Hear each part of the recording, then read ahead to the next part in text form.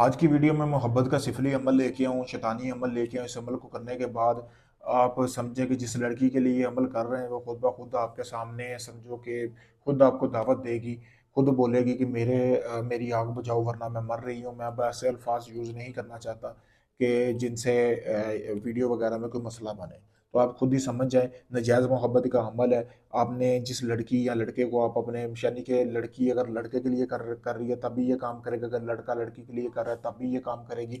सबसे पहले अगर कोई लड़का इस अमल को करना चाहता है तो उसने लड़की का हैज़ वाला कपड़ा ले लेना है, यानी कि जिस दिन उसको डेट आई हो, खून लगा हो, वो कपड़ा ले लेना है। लेने के बाद करना ये है कि उल्लू के खून का इंतज़ाम कर लेना है। उल्लू का जो खून है उसमें अपने चंद कतरे जो है खून के शामिल कर लेने हैं। करने के बाद आपने करना ये है कि ये तवीज़ बनाना है लड़की के कपड़े के ऊपर। जो आपने हाथ वाला कपड़ा लिया ना, हाथ जितना टुकड़ा, उसके ऊपर आपने बनाना है।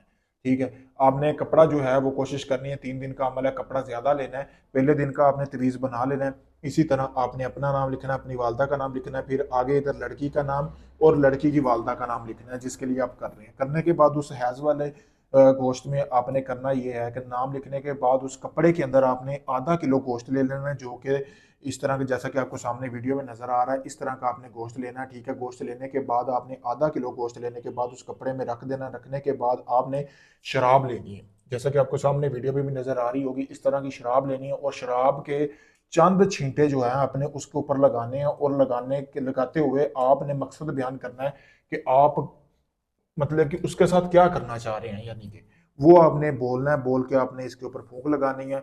आप इस अमल को अपनी भाभी, चाची, आंटी किसी के लिए भी करें, ये काम करेगा क्योंकि ये नजायज मोहब्बत का अमल है। फिर उसके बाद आपने वो गोश्त अच्छी तरह बांध लेना है। आपने चले जाना है किसी भी यहूदियों के कब्रिस्तान में। अगर लड़की के लिए कर रही हैं तो लड़की की कब्र में दफन करना है। अगर लड़की शादीशुदा है तो कोई ऐसी कब्र ढूंढनी है जो लड़की शादीशुदा हो, औरत वो फोत हुई हो, उसकी कब्र में दफनाना है। अगर आप कुंवारी लड़की के लिए कर रहे हैं तो उसके लिए भी फिर कुंवारी लड़की की कब्र ढूंढनी है। 16 साल की लड़की के लिए भी ये अमल करेंगे ना, खुद चल के आपके पास ना आए तो बात हुई।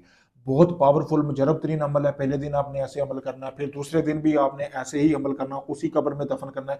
लेकिन तीसरे दिन का गोश्त जो है ना, वो आपने अपने महबूब जिसके लिए आप कर रहे हैं, यानी जिस कमरे में वो लड़की सोती है, आपकी भाभी या जो भी सोता है, उस छत के ऊपर आपने ये गोश्त फेंकना है।